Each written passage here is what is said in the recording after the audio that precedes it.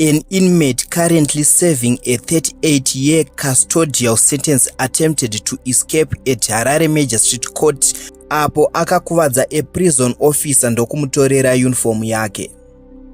Kusangana kwatikuita zvakare pachannel ino, channel yeZimuTness TV, pandinodzoka nema-updates akasiyana-siyana, uye ndinoti kana kari kekutanga kusvika pano, ndinokumbirawo kuti ungobaya button rekusubscribe, then turn on the notification bell kuitira kuti usarasikirwe neevery update yandinodzoka nayo pano nguva nenguva. Mhuri yeZimbabwe ndadzoka zvakare with a shocking update yakaitika iyo muzuva ranezuro 13 January 2026 paHarare Magistrate Court.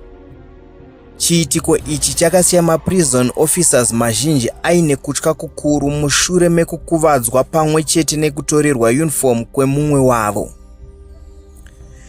Musungwa anonzi Itai Madongo, uyo ari kuseva 38 years ari mujeri nemhosva dzinoti ye-unlawful entry, rape and armed robbery, akarova pamwe chete nekukuvadza a prison officer aimu-escort apo aida kunotongwa mhosva yake ye-rape. Itai anonzi akarova prison officer ava akavakuvadza kumeso nemuhuro, pedzezvo ndokumutorera uniform yake. Itai apedza kuita izvi akabva aenda kunohwanda mudrainage system sezvo akanga aona kuti paipa. Pakaita bata paHarare Magistrate Court apo maprison officers aitsvaga Itai uyo akange ahwanda. Zvisinei kutya kwakazopera apo vakamuwana paainge akahwanda, nekuti vakanga votya kuti kungomushaya chete anoita threat hombe kwavari. Ofisa vekutorerwa uniform pamwe chete nekurohwa vakazomhanyiswa kuchipatara kunorapwa kukuvadzwa kwavakanga vaitwa naItai apo aiedza kutiza pamwe chete nekuvatorera uniform. Komana akanga oedza zvaanoona mumamuvi akati, regai ndizviite ndirini pachezvangu. Ladies and gentlemen, ndiyo nyaya yandanga ndakakubatirai muzuva ranhasi. Ndinokumbira kuti tisangane mucomment section muchitiudzawo zvamunofunga pamusoro penyaya iyi. Then another update yandinayo pano inyaya inotyisa uye ichishamisa. Nyaya yandinayo iyi inyaya yaAnimal Zvitsva, uyo akambonetsa mumasvondo apfuura apo akauraya vanhu kuGuruve kunova kumusha kwake, ndokutora masvondo akati wandei achinetsa kubata apo akazobatwa nemasoja mushure mekunge apfurwa gumbo apo aiedza kutiza. Ari kunzi akauraya mumwe mukadzi last year between February and March.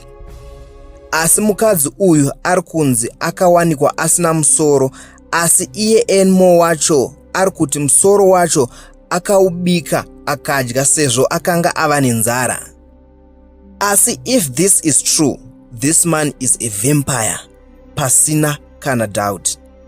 So ladies and gentlemen, ndoda kuti munzwe mashoko andichakusiyai makateerera ari kutaurwa nezvenyaya yaAnimal Zvitsva iyi. Asi kana mapedza kuteerera audio iyi, come through in the comment section muchitiudzawo zvamunofunga pamusoro penyaya yaAnimal Zvitsva kuti munoionawo sei.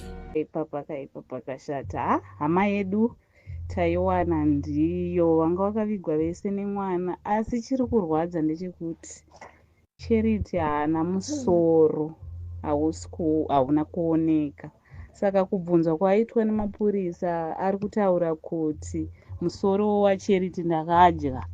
Saka ndakazokaruka ndakutodya kuti musoro wandiri kudya kauyu achibva ndichibva ndaurasa.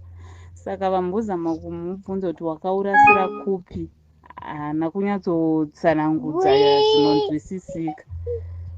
Tiri kurwadziwa. Saka polisi izvozvi yasimuka yatakura board maine mwana, kwanzi akavauraya musa 24 March 2025 ndopakamuraya. Isusu hama yedu tataishaya muna February. So pakaipa mawuya, pakaipa. Hamene kuti tichaviga hama yedu isina musoro here, kana kuti Mwari vachapindirawo. Dai Mwari vapindira vamufemera ataura kuti musoro akauisa kupi. Taakutofungira kuti pane munhu aimutuma kwaiendesa mamwe mapatsi. Mazamu ari kuti akamucheka mazamu hanzi ndakaenda nawo kwaVheremu akadyiwa, hanzi nana Churuweni, ameno anonzi Churuweni kwaVheremu.